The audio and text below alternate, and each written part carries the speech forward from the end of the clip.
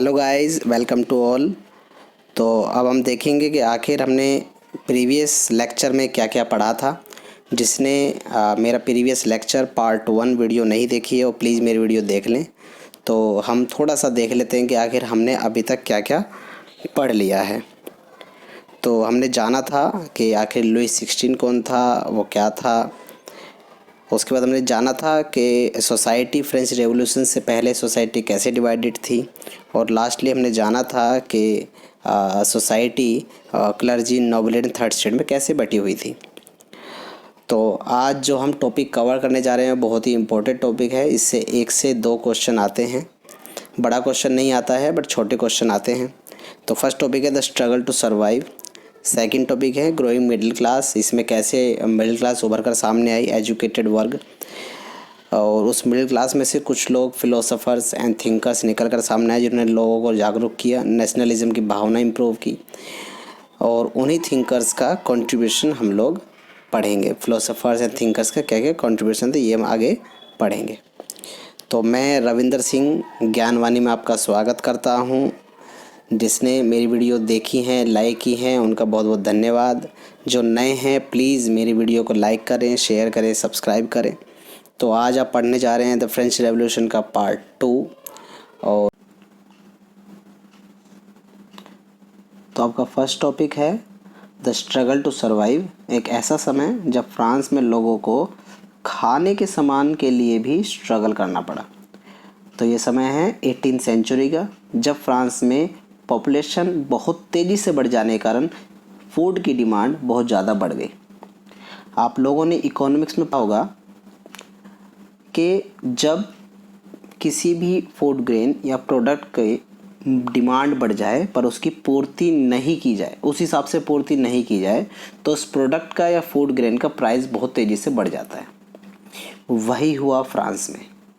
France में population बढ़ने के कारण मांग तो बढ़ी, डिमांड तो बढ़ी, पर उस हिसाब से प्रोडक्शन नहीं किया गया और ना ही उसकी सप्लाई की है, जिस कारण से वहाँ पे फूड ग्रेन्स, ब्रेड के सबके दाम बहुत तेज़ी से बढ़ गए।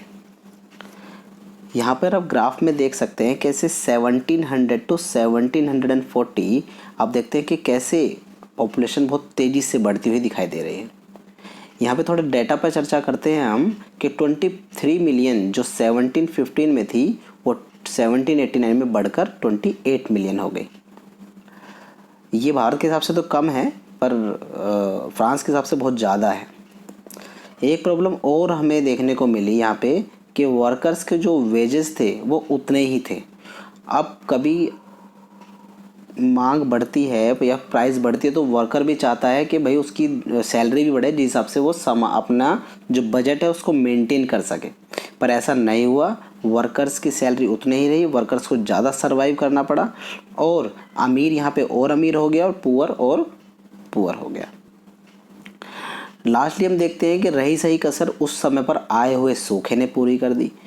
ड्रॉट पड़ गया, फसल नहीं हुई, सूखा पड़ गया और जितना प्रोडक्शन होना था उतना प्रोडक्शन नहीं हुआ, जिस कारण से लोगों को खाने की चीज़ें नहीं मिलने लगी। लोग लंबी लंबी कतारों में खड़े होकर ब्रेड का वेट करते थे और कितने लोग अब भूखे रहने लगे, जिसको बोला जाने लगा सब्सिस्टेंस क्राइसिस। सब्सिस्टेंस क्राइसिस वो होता है जब बेसिक चीज़ें भी मिलनी मुश्किल हो जाए, और बेसिक जैसे कि खाना, सबसे पहली चीज़ खाना। तो ये एक्सट्रीम सिचुएशन है जब खाना भी ना मिले। तो इंग्लिश आप डेफिनेशन देख सकते हैं, an extreme situation where the basic means of livelihood are endangered. तो अब आपका नेक्स्ट टॉपिक है अ ग्रोइंग मिडिल क्लास। देखिए इसमें ऐसी मिडिल क्लास की चर्चा करेंगे हम जो उभरती हुई मिडिल क्लास थी। था तो वो थर्ड स्टेट का पार्ट ही, बट 18वीं सेंचुरी तक आते आते वो रिच हो गया था, ट्रेडर्स हो गए थे, मैन्युफैक्चरर हो गए थे, बिजनेसमैन हो गए थे और विदेशों के साथ बिजनेस करने लगे। और उनके स्पेशली विदेशी और रिच पीपल को ही अपना सामान सेल करते थे। उनकी बहुत बड़ी कंपनीज थी, जैसे वुलन, सिल्क टेक्सटाइल्स, सोन, बहुत सारा सामान बनाते थे।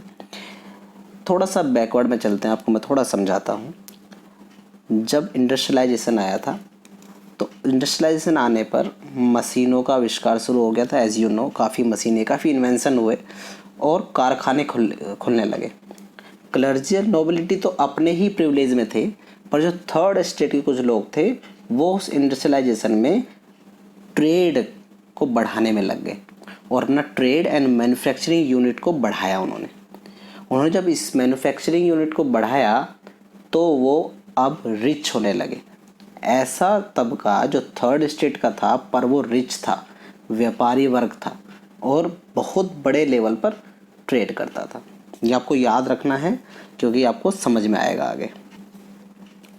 और स्पेशली ये बात आपको रिमेंबर रखनी है कि वो एजुकेटेड पीपल थे, पढ़ा लिखा वर्ग था और स्पेशली अगेंस्ट था कि बाय बर्थ प्रिविलेज क्लास नहीं होनी चाहिए। ऐसे खामखा के अधिकार क्यों किसी को थे?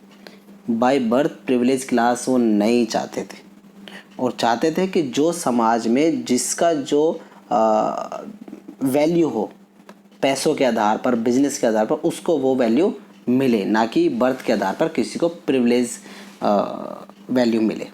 ठीक है, इसी में से ही कुछ फिलोसोफर्स एंड कुछ थिंकर्स निकल के आए जिसने रेवोल्यूशन को, लोगों को जागरूक करने में अपनी पूरी ताकत झोंक दी। ऐसे फिलोसोफर्स ने ऐसे ऐसे आइडियाज़ दिए जो लोगों को सोचने पर मजबूर किया कि आखिर वाई द किंग रूल्स अस। और हम देखते हैं अब लोग अपने बारे में सोचने लगे, फ्रीडम के बारे में सोचने लगे, अपने अधिकारों के बारे में सोचने लगे, न्यू आइडियाज़ के बारे में सोचने लगे। जैसे कि आगे देखा गया है कि physiocrats, philosopher and some others were grouped, इनको बोला जाने लगा, इन सभी को बोला जाने लगा, एक वर्ड निकला लिबरल्स।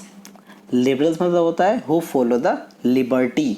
लिबर्टी मतलब होता है फ्रीडम, अपने अधिकारों के लिए लड़ना, अपनी स्वतंत्रता के लिए लड़ना और स्वतंत्र होना कि एक शख्स क्यों हमारे पर रूल कर रहा है।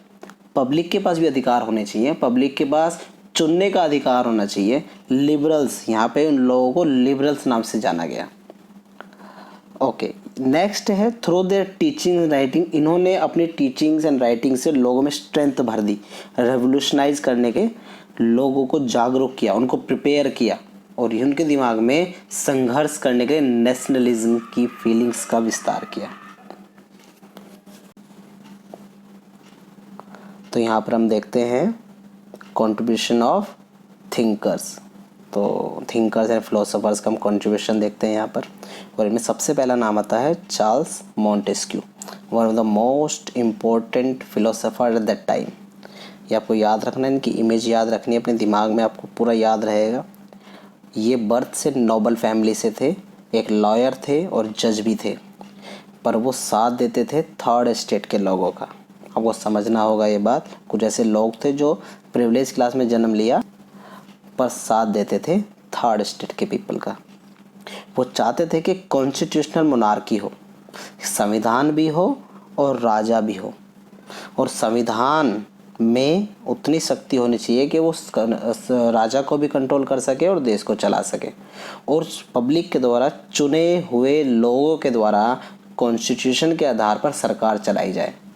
वो इसको प्रेफर करता था और वो बोलता था कि गवर्नमेंट के पावर, जो गवर्नमेंट की पावर है, उसको डिस्ट्रीब्यूट कर देना चाहिए लेजिस्लेटिव, एग्जीक्यूटिव एंड जुडिशरी में, जिस हिसाब से रूल एक कॉन्स्टिट्यूशनल आधार पर किया जाए। और ये सब कुछ उन्होंने अपनी बुक में लिखा था, the spirit of the laws. ये बुक आप देख सकते हैं, जान सकते हैं, इसके बारे में आपको समझ में आ जाएगा। तो नेक्स्ट हम चर्चा करते हैं फ्रांसिस एरोनेट वोल्टेयर की। वोल्टेयर साहब ने जो फिलोसफी दी वो अगेंस्ट दी चर्च के रूल्स के और चर्च के। उस समय पे ऐसा था कि अधिकतर पीपल वो अपने चर्च, हेवन, स्वर्ग, नर्क बातों में लगे रहते थे और चर्च भी उनको उलझाया रहता था।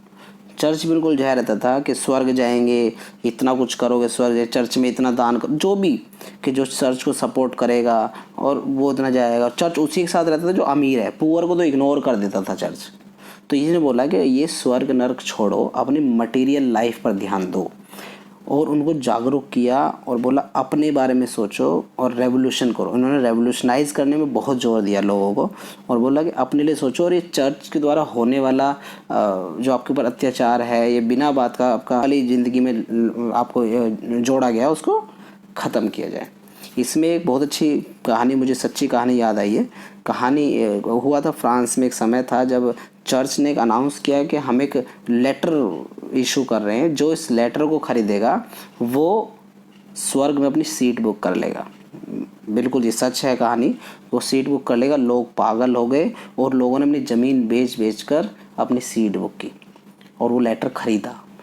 और दूसरी बात, आपको यकीन नहीं होगा कि उन्होंने, चर्च ने ये भी बोला कि अगर कोई मर गया है और उसको संदेह है, शक है, डाउट है कि वो उसके जो मर गया है उसके पेरेंट्स, रिलेटिव और वो नर्क में है, तो उस लेटर को खरीद के वो उनका ट्रांसफ़र करा सकता है स्वर्ग में। तो इस तरह की जो अंधविश्वासी वाली ज़िंदगी थी वो उसके खिलाफ फ्रांसिस एरोनेट वोल्टेयर ने बोला और लोगों को जागरूक किया।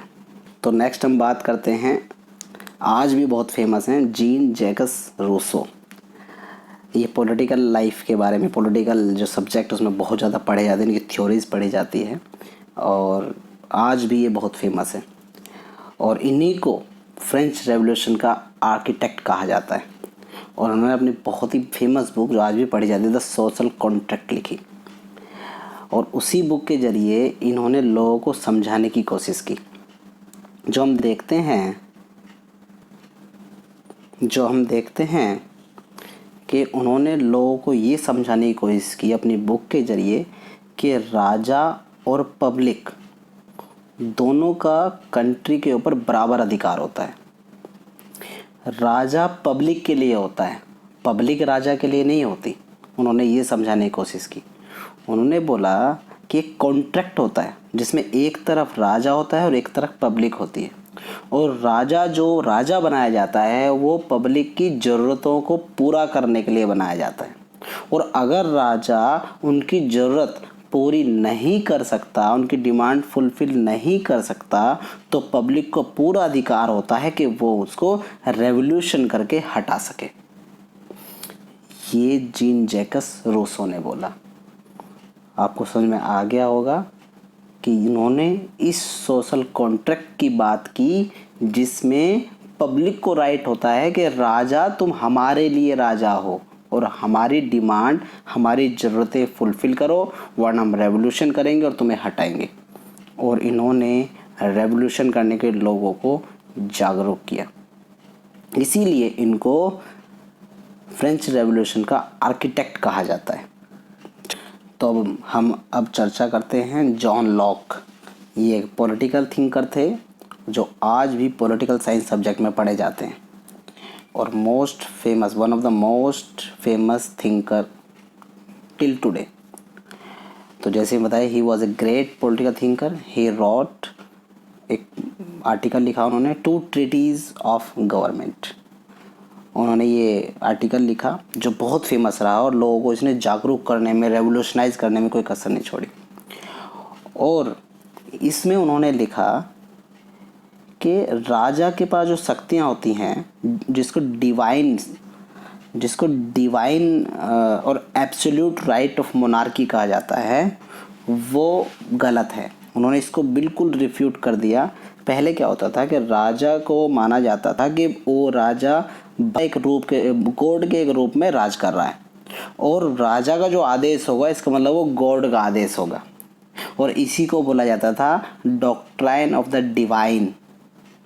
तो लोग जो उसने बोल दिया उसको आंख बंद करके मान लेते थे, जैसे भगवान का ही आदेश है, भगवान का ही ऑर्डर है, और यही मानकर राजा, फिर उसका बेटा, फिर उसका बेटा उसको फॉलो करते थे।